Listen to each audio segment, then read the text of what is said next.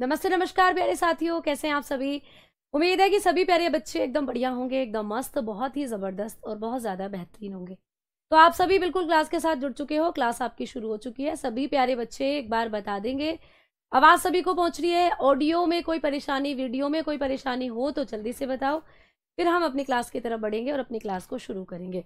जय हिंद सभी प्यारे दोस्तों को, नमस्कार सभी प्यारे बच्चों को, गुड इवनिंग टू ऑल। चलिए अपने टॉपिक को करते हैं शुरू, ठीक है। हाँ जी, तो आज आप लोग बात करने वाले हैं अपने टॉपिक की, जिसका नाम है ब्लड। मैंने आपको कल भी क्लास कराई, बट कल थोड़ा सा टेक्निकल इशू हो गया, जिस वजह से क्लास हमें बीच में रोकनी पड़ी। तो आज उम्मीद है ऐसा कुछ नहीं होगा, इसीलिए आज मैं हमारे स्टूडियो में मौजूद हूँ आपकी क्लास लेने के लिए, ठीक है बेटा। तो चलिए क्लास को शुरू करते हैं। मैंने आपको कल की क्लास में जो आपकी आरबीसी है इनके बारे में बताया था। हमने बात करी थी कल आरबीसी के बारे में, जिसको कहते हैं हम रेड ब्लड सेल, यानी कि लाल रुधिर कोशिकाओं के बारे में मैंने आपको बताया था। मैंने इनका काम आपको कहा था कि इनके अंदर जो भी आप लोगों का काम आप लोगों को देखने को मिल रहा है वो हेमोग्लोबिन करता है। तो कल की क्लास में मैंने कहा था कि हमारी आरबीसी के अंदर बैठा रहता है हेमोग्लोबिन।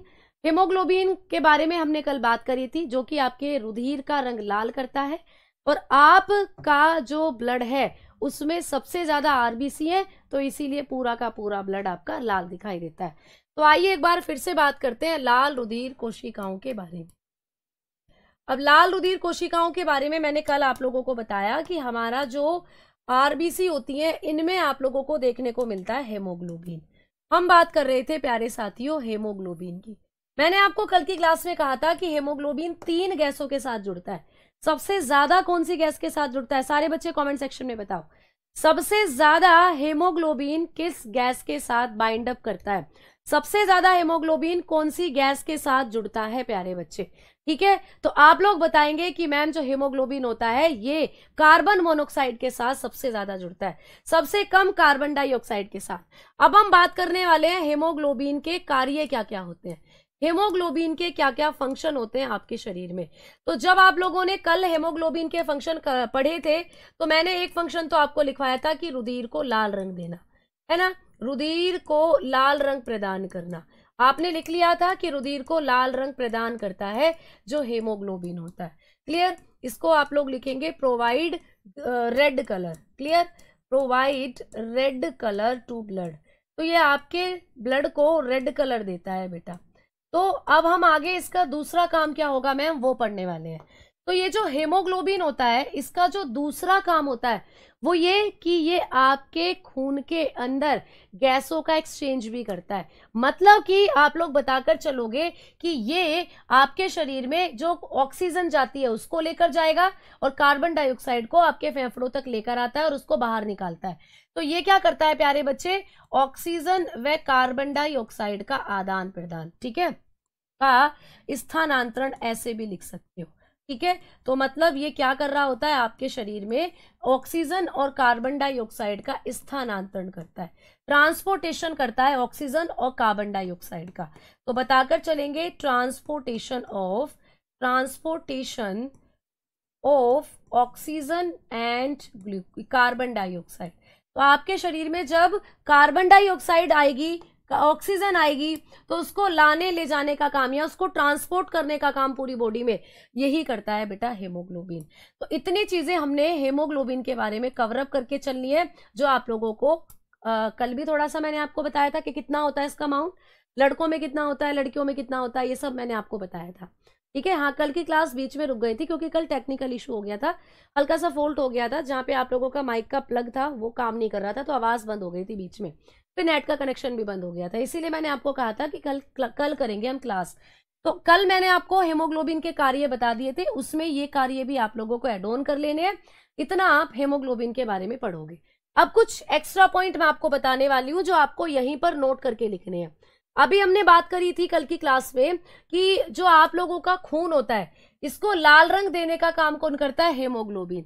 लेकिन आपको नोट कर एक चीज यहीं एड ऑन करनी है जो पेपर में पूछी जाती है।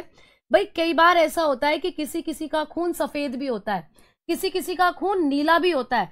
तो जब आपको पेपर में पूछे कि जो सफेद खून होता है ये किसके कारण सफेद होता है, रक्त का जो रंग है सफेद वो किसके कारण होता है, तो सफेद रक्त यानी व्हाइट ब्लड की जब बात की जाती है तो मैम किसमें पाया जाता है व्हाइट ब्लड, आप लोग बताकर चलते हो कि व्हाइट ब्लड होता है कीटों के अंदर, ठीक है।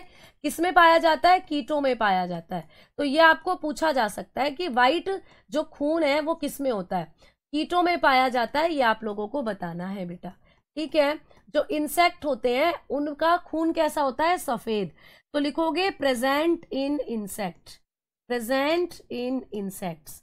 तो जो सफेद खून होता है वो किसमें देखने को मिलता है, आपको कीटों में देखने को मिलता है। मैम जैसे जैसे मच्छर होता है, आप कहोगे मैम मच्छर का तो हमने लाल खून देखा है, बेटा मच्छर के अंदर से जो लाल खून निकलता है ना वो तुम्हारा खून होता है। मच्छर तुम्हें काट ले, अब तुमने वो मच्छर मार दिया ऐसे करके ऐसे करके, तो उस मच्छर में से जो लाल रंग निकला ना वो तुम्हारा था, लाल खून जो निकला वो तुम्हारा था बेटा, क्योंकि जो मच्छर होता है वो तुम्हारा खून पीता है, मादा मच्छर खून पीती है, खून पीने का काम हमेशा महिलाओं का रहा है, ये हिस्ट्री तो मैंने तुम्हें पहले ही बता दी थी। तो मादा मच्छर जब तुम्हारा खून पिएंगी वो होगा लाल रंग का, वो तुम्हारा खून है। लेकिन जब किसी ऐसे मच्छर को मारोगे जिसने खून नहीं पिया तो भैया उसके अंदर से सफेद रक्त का निकलता है। मक्खी के साथ भी यही होता है, कॉकरोच के साथ भी यही होता है। तो बिल्कुल जो कीट होते हैं उनका ब्लड कैसा होता है, व्हाइट। अब व्हाइट ब्लड इनका मैम क्यों है, किसके कारण है, तो व्हाइट ब्लड में भी एक वर्णक पाया जाता है। आपको पूछ ले कि कौन सा वर्णक है, कौन सा पिगमेंट है जिसके कारण खून का रंग सफेद होता है, तो उस वर्णक का नाम होता है हेमोलिम्फ। आप लोग बताकर चलते हो हेमोलिम्फ। तो हेमोलिम्फ नाम का वर्णक होता है बेटा हेमोलिम्फ। हेमोलिम्फ नाम का वर्णक है जिसकी वजह से जो खून का कलर है वो सफेद होता है। तो पेपर में आपको क्वेश्चन बनेगा कि सफेद रक्त किसके अंदर है, आपने कहा कीटों में होता है, क्लियर हो गई बात। फिर आपको पूछेगा कि रक्त का जो सफेद रंग होता है वो कौन से पिगमेंट के कारण होता है, आप कहोगे हेमोलिम्फ के कारण। तो हेमोलिम्फ जो है ये रक्त का रंग सफेद करता है। मैम दूसरा पॉइंट क्या लिखना है यहाँ पर, दूसरा पॉइंट ये है कि आपको ये भी पूछा जाता है कि जो रक्त का नीला रंग होता है, रक्त का नीला रंग, भाई खून जो है वो नीले रंग का भी होता है, रक्त का नीला रंग किसके कारण होता है, आपको पूछ सकता है। ब्लू ब्लड किसके कारण होता है, बताओ, मैंने आपको बता रखा है ब्लू ब्लड के बारे में। अगर आप लोग बात करेंगे नीले रंग की तो बेटा ये किसमें होता है, आप बताओगे ऑक्टोपस में, ऑक्टोपस में पाया जाता है नीला रंग, ठीक है, ऑक्टोपस में पाया जाता है प्यारे साथी। तो नीला खून किसके अंदर होता है, आप कहोगे ऑक्टोपस में पाया जाता है, ठीक है, प्रेजेंट इन ऑक्टोपस। तो जो ऑक्टोपस होता है उसके अंदर होता है नीला खून। अब मैम नीला खून क्यों है ऑक्टोपस का, क्योंकि ऑक्टोपस के खून में हेमोग्लोबिन नहीं है। अगर ऑक्टोपस के खून में हेमोग्लोबिन होता तो उसका खून लाल होता, बट उसका नीला खून है। तो कौन सा वर्णक ऐसा है जो खून को नीला कर रहा है, कौन सा पिगमेंट ऐसा है जो खून को नीला कर रहा है, ये आपको पूछ सकता है। तो नीले रंग से संबंधित जो पिगमेंट होता है इसका नाम होता है हेमोसाइनिन। हेमोसाइनिन, साइनिन का मतलब होता है बेटा नीला, तो ये होगा आपका हेमोसाइनिन। तो ऐसे करके आप लोग चीजों को बताते चलेंगे पेपर में। तो क्वेश्चन आएगा कि निम्नलिखित में से किसका रक्त नीला होता है, आपने कहा ऑक्टोपस का। अच्छा बताओ क्यों नीला होता है, ऑक्टोपस के नीले रंग का कारण क्या होता है, आप कहते हो एक वर्णक होता है जिसका नाम है हेमोसाइनिन। क्वेश्चन ऐसे भी आ सकता है कि निम्नलिखित में से कौन सा वर्णक है जो रक्त का रंग नीला करता है, तो ऑप्शन दे देगा हेमोग्लोबिन, हेमोलिम्फ, हेमोसाइनिन, या आपको दे देगा बिलीरुबिन। तो आप लोग बताकर चलेंगे कि इनमें से कौन है जो नीला रंग करता है, तो हेमोसाइनिन पर टिक लगाना है। क्वेश्चन ऐसे भी आ सकता है कि निम्नलिखित में से कौन सा वर्णक रक्त को लाल रंग प्रदान करता है, सेम ऑप्शन रहेंगे, आप लोग बताकर चलते हो, ठीक है, सेम ऑप्शन रहेंगे। तो आप लोग बताकर चलते हो कि मैडम जी आपका जो रक्त का रंग लाल करता है वो हेमोग्लोबिन है, नीला करता है वो हेमोसाइनिन है, और सफेद करता है वो हेमोलिम्फ है। आ जाओ अब आगे बात करते हैं। आरबीसी हो गई है खत्म, बात कर रहे हैं दूसरे प्रकार की ब्लड सेल की जो की है डब्ल्यूबीसी। तो हम लोग ब्लड सेल को पढ़ रहे हैं, हमने आरबीसी को कंप्लीट कर लिया है। अब बारी आई है प्यारे बच्चे डब्ल्यूबीसी की। डब्ल्यूबीसी की फुल फॉर्म क्या होती है, व्हाइट ब्लड सेल। इनको क्या कहा जाता है, व्हाइट ब्लड सेल कहते हैं, मतलब श्वेत रुधिर कोशिका। क्या कह देते हैं प्यारे साथियों, श्वेत रुधिर कोशिका कह देते हैं। White blood cell. क्लियर। अब आ जाओ सबसे पहला पॉइंट कि मैम इनका वैज्ञानिक नाम क्या होता है। तो इनके बारे में पहला पॉइंट, वैज्ञानिक नाम पूछ ले या केमिकल नेम पूछ ले। आपको पेपर में वैज्ञानिक नाम या रासायनिक नाम कुछ भी पेपर में पूछ सकता है। तो चाहे वैज्ञानिक नाम पूछे चाहे रासायनिक नाम पूछे, आपको बताना है ल्यूकोसाइट। क्या बताओगे? ल्यूकोसाइट। जो WBC होती है इनका जो नाम है वो होता है ल्यूकोसाइट। ठीक है, ये आपको पूछा जाएगा ल्यूकोसाइट। आप लोग बताकर चलोगे ल्यूकोसाइट। ठीक है प्यारे बच्चे, ल्यूकोसाइट ये किसका नाम होता है? आप बताएंगे WBC। जैसे RBC का वैज्ञानिक नाम क्या था प्यारे बच्चों, बताओ। RBC को जब मैंने आपको पढ़ाया था तो मैंने आप लोगों को बताया कि RBC को कहा जाता है, क्या बोलते हैं? एरिथ्रोसाइट। वैसे ही WBC का जो वैज्ञानिक नाम होता है ये होता है ल्यूकोसाइट। आइए आगे बात करते हैं कि मैम जो WBC इंग्लिश में लिख दूं, पहले इसको साइंटिफिक नेम पूछ लेगा या तो आप लोगों को साइंटिफिक नेम, या फिर आप लोगों को पूछ लेता है केमिकल नेम। ठीक है, या फिर आप लोग बताकर चलते हो केमिकल नेम। तो कुछ भी आपको करके पूछे आप लोग बताएंगे ल्यूकोसाइट होता है WBC का नेम। अब हमने दूसरा पॉइंट पढ़ा कि मैम जो WBC होती है इनका अमाउंट कितना होता है हमारे शरीर में, इनकी मात्रा कितनी होती है। तो भाई सबसे कम आपके शरीर में यही होती है WBC। कितनी होती है इनकी मात्रा? आप लोग बताकर चलते हो आपके शरीर में ये 8 से 10,000 होती है। तो केवल 1000 में होती है इनकी संख्या। 8 to 10,000 होती हैं आपके शरीर के अंदर प्यारे बच्चों ये। तो कितनी कम मात्रा में है, देखो 8 से 10,000 है केवल। सबसे कम रुधिर में कौन सी कोशिकाएं होती हैं? तो बताना WBC सबसे कम पाई जाती है, मैंने आपको बताया था। ठीक है, सबसे कम यही होती है, सबसे लेस अमाउंट में आपको यही देखने को मिलती है। हमने तीसरा पॉइंट इनके बारे में क्या पढ़ा भाई कि मैम ये जो WBC होती है इनका निर्माण कहाँ पर होता है।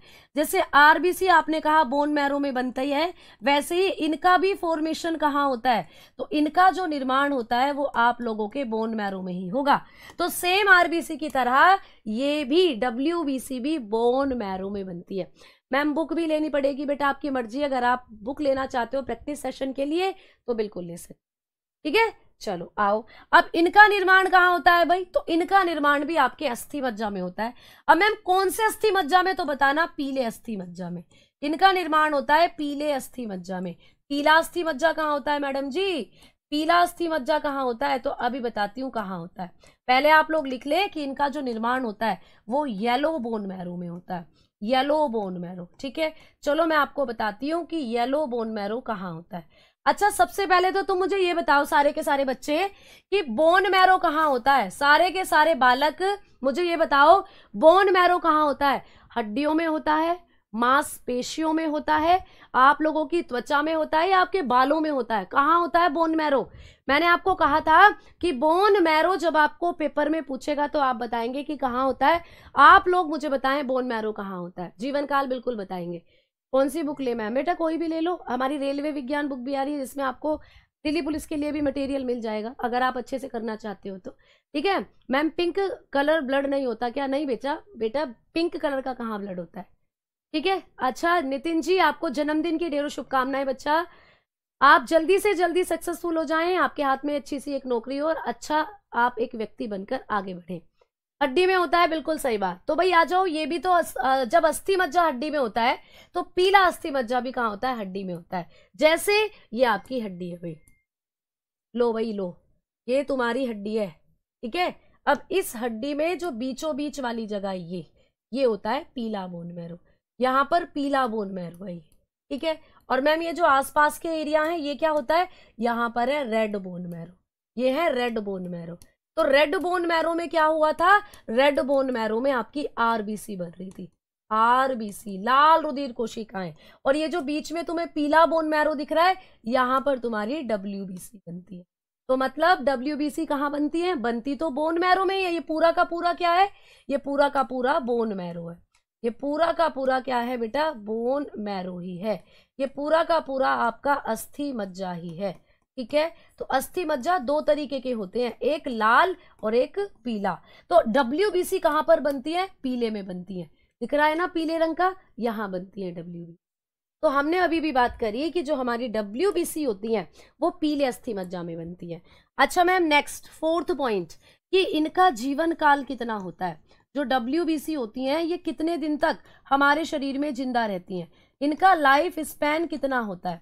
तो जब हम लोग इनके लाइफ स्पैन की बात करते हैं, जीवन काल की बात करते हैं, तो भाई इनका जीवन काल भी सबसे कम होता है।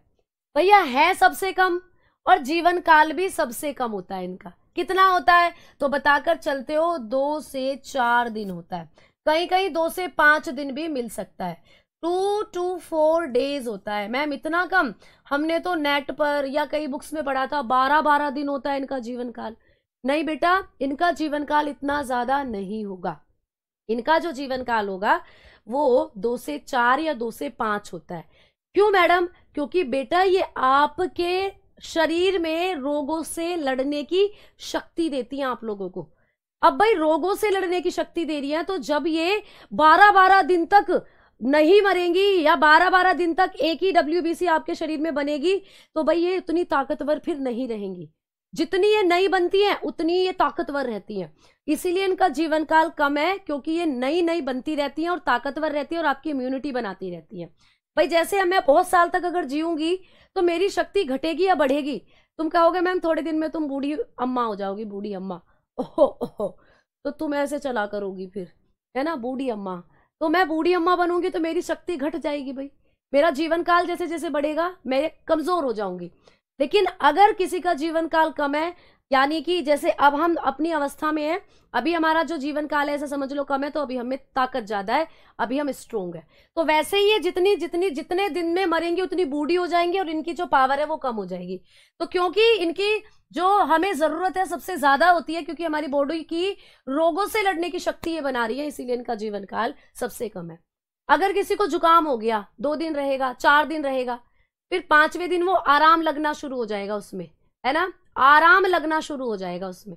तो आराम कैसे लगा बुखार में, जुकाम में? क्योंकि नई नई ये WBCs बन रही हैं और ये आपकी बॉडी में ज्यादा इम्यूनिटी आप लोगों को दे, है ना भाई, समझ में आई बात? ठीक है, चाय पी लो भाई, पियो तुम चाय पियो, और हम तो पढ़ा लेते हैं, तुम चाय पियो, है ना। चलो आओ आगे बात करते हैं। अब हम बात करेंगे कि मैम ये जो WBC होती है हमारी, इनकी मृत्यु कहाँ पर होती है। अच्छा जल्दी से सारे बच्चे कमेंट सेक्शन में बता दो कि RBC की मृत्यु कहाँ होती थी। RBC जब आप लोगों ने बड़े ध्यान से पढ़ा तो उनकी मृत्यु आपने कहाँ करी थी? RBC कहाँ पर दफन हुई थी? तो आपने कहा स्प्लीन में मरी थी, स्प्लीन में, है ना, स्प्लीन, प्लीहा जिसको कहते हो, जिसको तिल्ली भी कहते हो बेटा। वॉइस बहुत अच्छी है जी, बहुत बढ़िया। तो जो हमारा स्प्लीन होता है उसमें जाकर मरती हैं RBC। मैम ये कहाँ मरती हैं? WBC। तो WBC की जो मृत्यु है वो भैया ब्लड में ही हो जाती है, ये रुधिर में ही मर जाती है बेटा, इनकी मृत्यु रुधिर में ही हो जाती है, इनको कहीं जाने की जरूरत नहीं है, ये ब्लड में ही मरती रहती हैं। तो इनटू ब्लड, ये ब्लड में ही मरती हैं, ये कहीं नहीं जाती, ना किसी स्प्लीन के पास ना किसी लीवर के पास, ये ब्लड में ही मरती हैं। अच्छा मैम नेक्स्ट पॉइंट, ये कौन सा पॉइंट बन रहा है वैसे? चौथे के बाद 5वां पॉइंट है, ठीक है। अब छठे पॉइंट की बात करते हैं, WBC की शेप कैसी होती है, WBC की आकृति कैसी होती है। तो जब आप इनकी शेप के बारे में बात करोगे ना, तो इनकी शेप के बारे में भी पंगा है, इनकी शेप के बारे में भी पंगा है प्यारे बच्चे। क्या प्यारे बच्चे? इनसे क्वेश्चन आता है पेपर में कि जो WBC है उनकी शेप कैसी होती है, तो तुम कहना कुछ भी नहीं होती, कुछ भी नहीं होती, अनिश्चित है, अनिश्चित, कोई नहीं बता सकता इनके बारे में कि ये कैसी शेप की है, कभी कैसी कभी कैसी। तो ये अमीबा की तरह अपनी शेप को बदलती रहती है। तो WBC की शेप के बारे में याद रखना, ये अनिश्चित होती है प्यारे बच्चा, इनकी जो शेप है वो कैसी होती है? अनिश्चित, इर्रेगुलर होती है, इर्रेगुलर, ठीक है, मतलब इनकी कोई शेप नहीं है, कभी अपनी शेप को कैसा कर लेंगी, कभी कैसा कर लेंगी। या आपको याद रखना है कि इनकी जो शेप होती है वो अमीबा के समान होती है। अमीबा भाई साहब से कौन कौन मिला है, सच सच बताना। मिस्टर अमीबा से कौन कौन मिला है, जल्दी से बताओ। क्या किसी ने कभी इस अमीबा मिस्टर को देखा है ना, अमीबा को देखा है क्या कभी आपने, अमीबा के समान।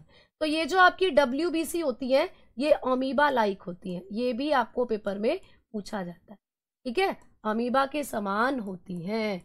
ये भी आपको आता है कि कौन सी रुधिर कोशिकाएं अमीबा के समान होती हैं। आप कहोगे WBC अमीबा के समान होती हैं, क्योंकि जैसे अमीबा बेचैन आत्मा है बेटा, बायकॉन्केव RBC है, बिल्कुल सही बात, लेकिन WBC की कोई शेप नहीं है। WBC जो होती है ये अमीबा की तरह अपनी शेप को चेंज करती रहती है, कभी कैसे कभी कैसे। ठीक है, आ जाओ 7वें नंबर के पॉइंट पर चलते हैं। 7वें नंबर का पॉइंट कि मैम WBC का काम क्या होता है। WBC कार्य, WBC का जो कार्य है वो क्या होता है। फंक्शन ऑफ WBC आपके शरीर में क्या करती हैं। तो प्यारे साथियों, जो WBC होती हैं इनके काम की अगर बात करें तो अभी अभी बताया, रोगों से लड़ने की शक्ति देती हैं। ठीक है, रोगों से लड़ने की शक्ति देती हैं आप लोगों को। ठीक है, लड़ने की शक्ति प्रदान करती हैं। कौन सी रुधिर कोशिकाएं ऐसी हैं जो रोगों से लड़ने की शक्ति प्रदान करती हैं, यानी हमारी इम्यूनिटी बनाती हैं, यानी हमारे इम्यून सिस्टम को स्ट्रोंग करती हैं। तो बताना WBC। तो WBC क्या करती हैं, प्रोवाइड इम्यूनिटी, ये आपको इम्यूनिटी देती हैं प्यारे साथियों। इम्यूनिटी क्या होता है, जब कोरोना आया था तो इम्यूनिटी जैसे शब्द को आपने खूब सुना होगा, क्वारंटीन हो जाओ, आइसोलेट हो जाओ, लॉकडाउन लगा दो, है ना। तो ये आपने बहुत सारे शब्द थे जो सुने थे कोरोना के टाइम पर। तो ये इम्यूनिटी शब्द भी उभर कर आया था उस समय पर, है ना। यानी इम्यूनिटी का मतलब होता है हमारे शरीर की ऐसी शक्ति जो हमें रोगों से लड़ने में मदद करती है। ठीक है, तो आपके अंदर जितनी अच्छी इम्यूनिटी होगी आप बीमारियों से उतने दूर रहोगे। ठीक, अब छोटे बच्चे और बूढ़े लोगों की इम्यूनिटी थोड़ी कम होती है, इसीलिए जो भी बीमारी आती है वो छोटे बच्चों और बूढ़ों लोगों को ज्यादा होती है। लेकिन हम जवानों की इम्यूनिटी थोड़ी सी ताकतवर होती है, ज्यादा होती है, इसीलिए कोई भी बीमारी हमें बहुत कम लगती है। अब कोरोना ने भी ऐसे ही करा था, कोरोना ने अपना रूप दिखाया था। कोरोना ने कोई नहीं छोड़ा, चाहे जवान हो चाहे बूढ़ा हो, सबको कोरोना हो रहा था। तो जिसकी रोगों से लड़ने की शक्ति जितनी मजबूत थी उसका कोरोना कुछ भी नहीं बिगाड़ पाए। ठीक है, तो भाई ये जो सारा खेल है आपके शरीर में WBC का है सबसे कम, लेकिन सबसे इंपॉर्टेंट काम है इनका, इम्यूनिटी देती है। छोटा पैकेट बड़ा धमाका है ना। हाँ, सैनिक कहते हैं आपके शरीर की, बिल्कुल अभी हम बताएंगे इनको। चलो अगला पॉइंट लिख लेते हैं, 8वां पॉइंट। ये जो WBC है इनके प्रकार भी आपको पेपर में आते हैं। WBC के प्रकार आपको पूछा जाता है कि WBC कितने प्रकार की होती है। तो बात करते हैं WBC के प्रकार, टाइप्स ऑफ WBC। WBC कितने टाइप्स की होती हैं तो आप लोग बताकर चलते हैं, ये 2 तरीके की होती है। ठीक है, WBC प्यारे साथियों 2 तरीके की होती है, 2 प्रकार होते हैं WBC। मैम कौन कौन से, तो भाई एक होती है कणिका में, एक होती है अकणिका में। WBC 2 तरीके की होती हैं, आप बताकर चलोगे। एक होती है कणिका में, कणिका में, ठीक है, जिनको कहते हैं ग्रेन्युलोसाइट, ग्रेन्युलोसाइट। ठीक है, कणिका में यानी ग्रेन्युलोसाइट। और दूसरी होती है अकणिका में, अकणिका में, दूसरी होती है अकणिका में, जिसको कहा जाता है अग्रेन्युलोसाइट। ठीक है, अब मैडम जी ये जो कणिका में WBC है ये कैसी होती है। तो बेटा जब इनको आप देखोगे ना तो इनमें अंदर तुम्हें कणी कणी नजर आएंगे, ऐसे ऐसे ऐसे ऐसे दाने नजर आते हैं, दाने। कण कण में शुद्धता, तुमने घी का नाम सुना, घी का ऐड आता है टीवी पर कि परम घी, कण कण में शुद्धता, मतलब दानेदार घी होता है, उसमें छोटे छोटे दाने होते हैं, तो कहते हैं दाने दाने में शुद्धता, है ना। तो वैसे ये ऐसी WBC है जिनमें छोटे छोटे दाने होते हैं। अगर इनकी संरचना को देखोगे ना, इनमें छोटे छोटे दाने हैं। ठीक है, लाइव है क्या मैम, बेटा बिल्कुल लाइव है, लाइव ही तो चल रही है। ठीक है, तो ये ऐसी WBC है जिनको अगर आप देखोगे तो इनमें ऐसे ऐसे दाने दिखेंगे, दाने मतलब कण, मतलब छोटे छोटे पार्टिकल नजर आएंगे, तो इसीलिए इनको कहते हैं कणिका में। ठीक है, समझ में आई बात।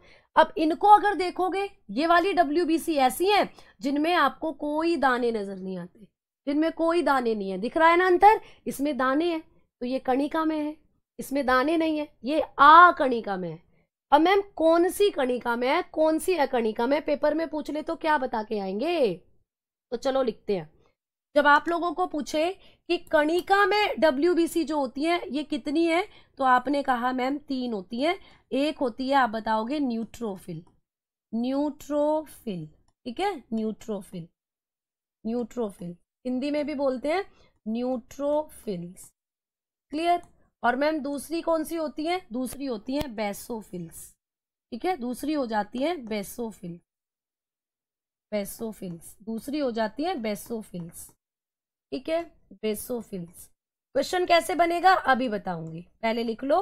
और तीसरी हो जाती है एसिनोफिल, एसिनोफिल्स, ठीक है, तीसरी हो जाती है एसिनोफिल्स। तो ऐसे आपको ये पूछी जाती है एसिनोफिल्स। अब देखो क्वेश्चन ऐसे बनेगा कि निम्नलिखित में से कौन सी WBC एक अकणिका में WBC है ना, या कौन सी WBC एक बिना दाने वाली WBC है। मतलब दाना तो समझते हो, कण, तो मतलब आपको पहचानना है कि ये तीन जो है इनमें दाने होते हैं, इनमें कण है, ये कणिका में है। ये तीनों की तीनों ग्रेन्युलोसाइट में आती है, मतलब इनमें कण है, छोटे छोटे पार्टिकल है। लेकिन अगर अकणिका में का पार्ट आपको पूछता है तो अकणिका में होती है बेटा 2। कौन कौन सी आप बताना, मोनोसाइट, हाँ मैडम ये नाम तो हमने बिल्कुल सुना है, मोनोसाइट, बिल्कुल सुना होगा ना मोनोसाइट के बारे में, मोनोसाइट। तो मोनोसाइट एक ऐसी WBC है जो कि आपकी कैसी होती है, अकणिका में है। और मैम दूसरी कौन सी है, तो दूसरी हो जाती है लिम्फोसाइट। हाँ जी मैम ये भी हमने नाम सुना है, लिम्फोसाइट, ये नाम भी हमने सुना है। तो प्यारे साथियों आपको कभी भी पेपर में पूछता है कि लिम्फोसाइट और मोनोसाइट किस प्रकार की WBC है, तो आंसर लगाकर आना कणिका, अकणिका में होती है, ये अकणिका में होती है। तो अभी हमने पढ़ा कुल मिलाकर WBC को 2 भागों में बांटा है, कणिका में, अकणिका में, ठीक है। तो मैडम जी कणिका में जिसमें छोटे छोटे दाने दिखते हैं कौन कौन सी होती हैं, 3 होती हैं। कौन कौन सी है, न्यूट्रोफिल है, न्यूट्रोफिल है, बेसोफिल है, एसिनोफिल है, क्लियर। और मैम अकणिका में जिनमें कोई दाने नहीं है कौन कौन सी होती है, मैम 2 है, मोनोसाइट एंड लिम्फोसाइट। अब यहां से भी एक क्वेश्चन बनता है कि कौन सी WBC सबसे बड़ी है और कौन सी WBC सबसे छोटी है। तो चलिए बात करते हैं, आपको यहां से जो क्वेश्चन बनता है वो ये कि कौन सी WBC सबसे बड़ी और कौन सी WBC सबसे छोटी। तो मोनोसाइट जो है ना ये सबसे बड़ी WBC है प्यारे बच्चे, सबसे बड़ी WBC। तो आपको पेपर में आएगा कि सबसे बड़ी WBC कौन सी होती है, तो आप कहोगे मोनोसाइट, मोनोसाइट होती है बिगेस्ट WBC, ठीक है, ये सबसे बड़ी है। और मैम सबसे छोटी कौन सी होती है, तो सबसे छोटी होती है लिम्फोसाइट।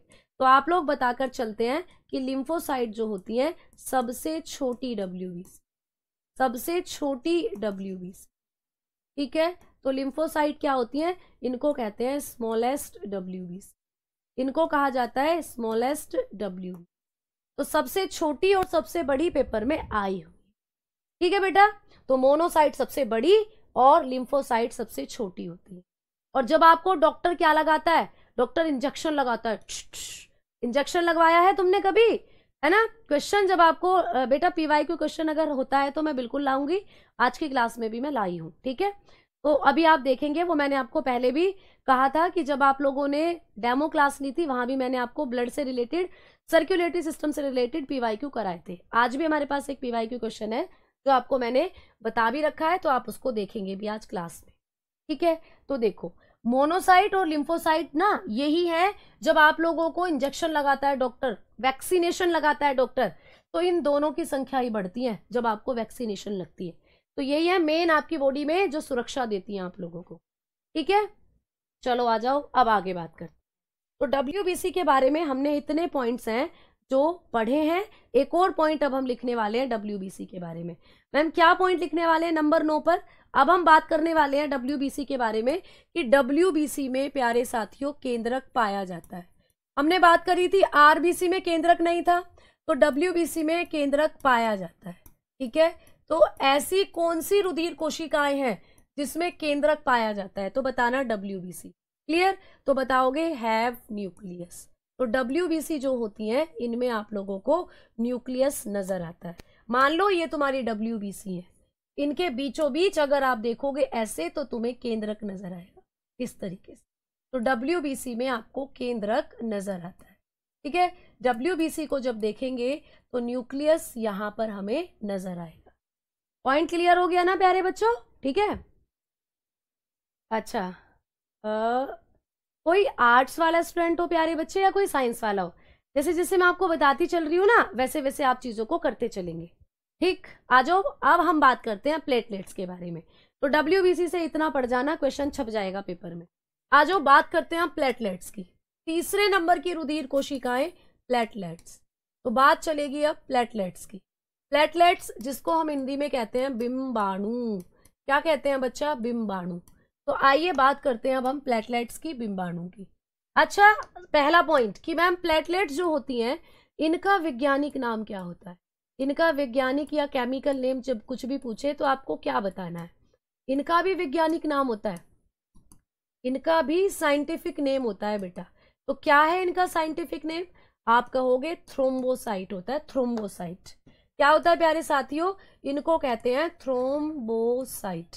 क्या कहेंगे भाई? थ्रोम्बोसाइट। इनको कहा जाता है थ्रोम्बोसाइट। क्लियर?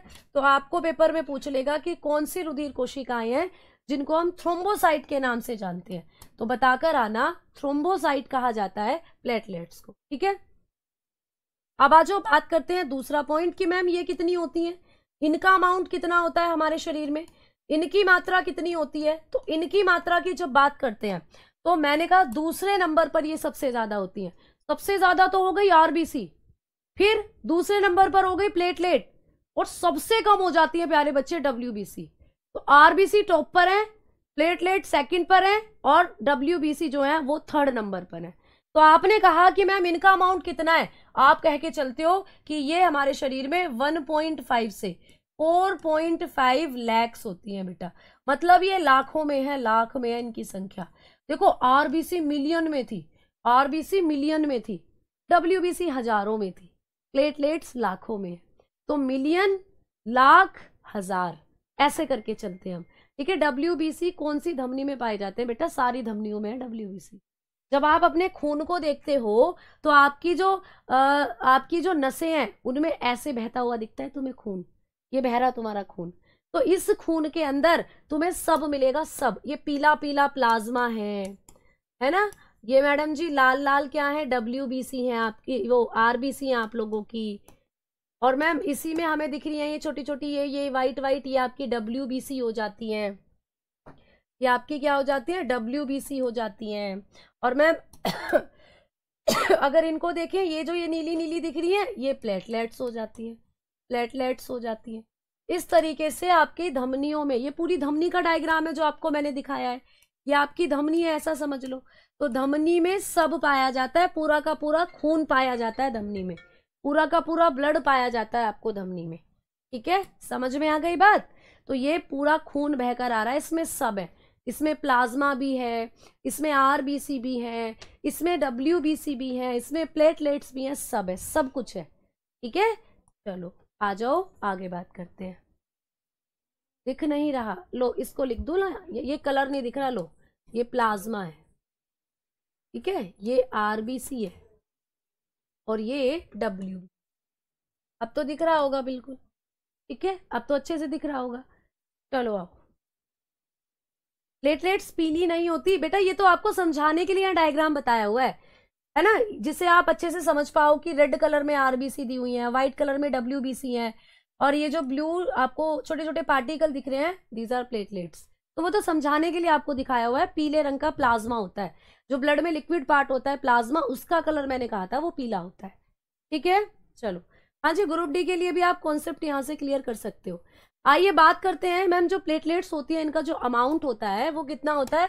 1.5 से 4.5 लाख। डेंगू में आपने देखा होगा कि डेंगू में हमारी बॉडी के अंदर ये प्लेटलेट्स ही डाउन चली जाती हैं।